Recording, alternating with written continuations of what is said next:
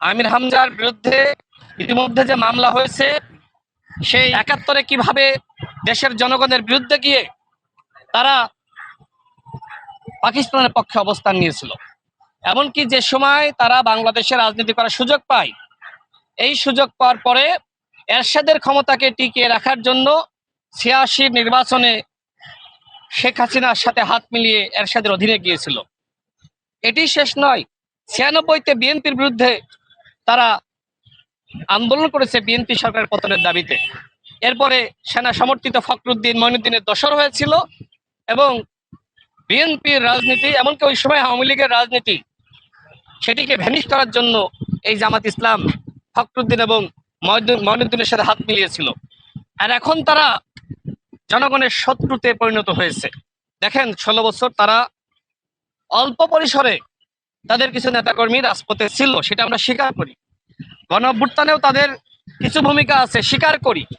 কিন্তু আজকে যেভাবে তারা জালিম থেকে, মানে মজলুম থেকে তারা আসলে জালিমে পরিণত হয়েছে, মানে আমরা তো তাদেরকে মজলুম হিসেবে জানতাম,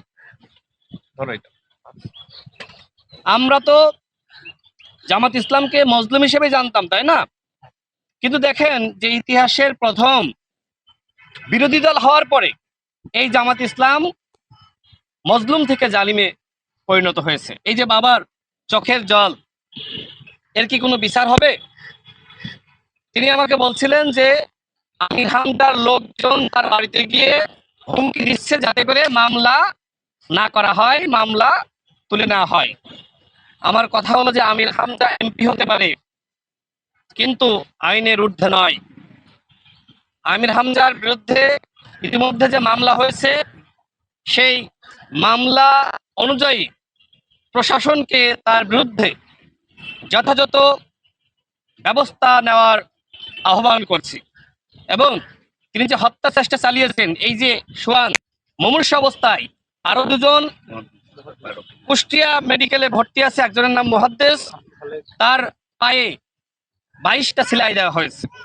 যে কথা নাজমুল ইসলাম বলছিলেন, নাজমুল হাসান, যে জামাত শিবিরকে আগে রক্কাটা বাহিনী বলা হতো, এবং এইটা নিয়ে আমরা খুব বেশি কথা কিন্তু আমরা সেই আওয়ামী ফেসিবাদী জামানায় বলি নাই। কিন্তু আমরা দেখছি যে এই জামাত এবং শিবির যে প্রকার দুষ্ট প্রকৃতির, এটা তো আসলে অতীতে এইভাবে মানুষের পায়ের রক কেটেছে। অন্যথায় এইভাবে গণ অভ্যুত্থানের পরে তারা মানুষের পায়ের রক কাটতে পারতো না। News desk অন্যধারা।